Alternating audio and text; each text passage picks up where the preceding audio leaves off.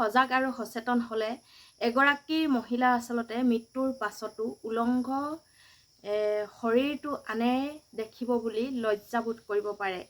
কিমান আচলতে তেওঁ সজাগ আৰু সচেতন মহিলা। নমস্কাৰ বন্ধু বান্ধৱীসকল, কি খবৰ আপোনালোকৰ? ভালনে বাৰু? বৰ্তমান মোৰ ভালেই। ৰীতা চৌধুৰী এটা সাক্ষাৎকাৰে এতিয়া সমগ্ৰ ভাৰতবৰ্ষতে তোলপাৰ কৰিছে। আমাৰ হিন্দু সমাজত যি নেকি মৃত্যুৰ পাছত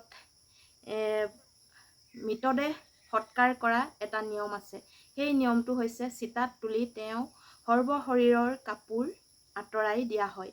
আৰু তাকে লৈ ৰীতা চৌধুৰী বাইদেৱে কিছুমান আচলতে সংবাদ মাধ্যমত মত প্ৰকাশ কৰিছে আৰু তেওঁ সেইটো সম্পূৰ্ণ ব্যক্তিগতৰ কথা। তেওঁ ইমানলৈকে চিন্তা কৰিছে যে তেওঁ এগৰাকী কিমান সজাগ আৰু কিমান সচেতন মহিলা।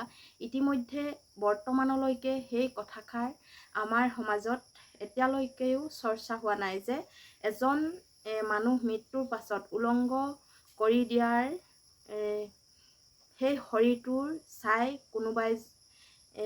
কোনোবাই অপমান হৈছোঁ বা অপমানিত হৈছোঁ এনে বোধ এতিয়ালৈকে কৰা নাই। কিন্তু ৰীতা চৌধুৰী বাইদেৱে এই কথাষাৰ তেওঁ মনলৈ আহিলে যে তেওঁক যদি মৃত্যু হয়, মৃত্যুৰ পাছত তেওঁক অজস্ৰ মানুহৰ আগত উলংঘ কৰি তেওঁ শৰীৰটো বেলেগে চাওক আৰু বেলেগে জ্বলাওক, এনেধৰণৰ কাম কৰিব নালাগে। তেওঁ সম্পূৰ্ণ নিজৰ মৃত্যুৰ পৰ্যন্ত কৰিবলগীয়া কাম সকলো কৰি থৈছে। এনেধৰণৰ কিছুমান বাৰ্তালাপ আচলতে সেই সাক্ষাৎকাৰটোত হৈছিল।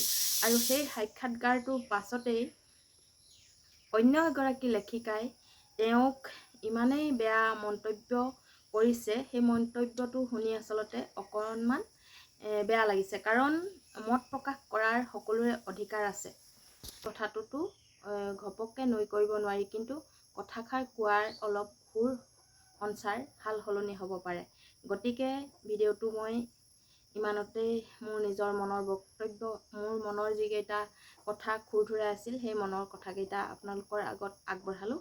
ভাল লাগিলে লাইক, কমেণ্ট আৰু শ্বেয়াৰ কৰিবলৈ নাপাহৰিব। আৰু যিসকলে মোৰ ভিডিঅ' নতুনকৈ চাইছে তেওঁলোকে চেনেলটো ছাবস্ক্ৰাইব কৰি কাষতে থকা বেল আইকনটো ক্লিক কৰি দিবলৈ নাপাহৰিব। ধন্যবাদ।